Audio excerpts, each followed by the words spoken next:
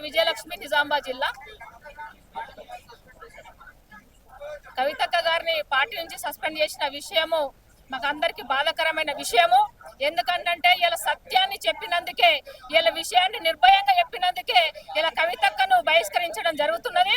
ఎందుకనంటే మేమందరం కూడా కవితక్క ఎన్నో రోజుల నుంచి 100 రోజుల నుంచి అక్కడ జరుగుతున్న అన్యాయం గురించి అన్ని విషయాలు కూడా సామరస్యంగా జరిగిన విషయాన్ని తెలంగాణ భవన్కి వెళ్ళి ఇలా కేటీఆర్ అన్నకు చెప్పాలని చెప్పేసి వెళ్ళడం జరిగింది.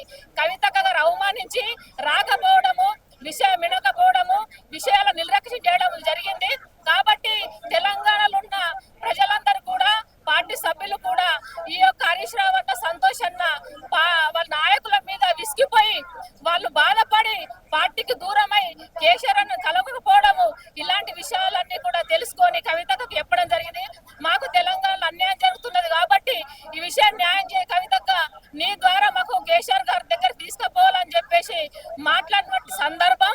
అదే విధంగా ఇలా కవితక్క ఇట్లా అన్యాయం జరుగుతుంది, పార్టీ సీనియర్ నాయకులకు కానీ, మేధావులకు కానీ, అట్లాగే పార్టీ సీనియర్ క్యాడర్కే కానీ వీళ్ళందరికీ అన్యాయం జరుగుతున్న విషయం చెప్పిన దానికి ఇలా కవితక్క మీద అనేకమైన దుష్ప్రచారాలు చేసిన విషయాలు మేము చూస్తున్నాం.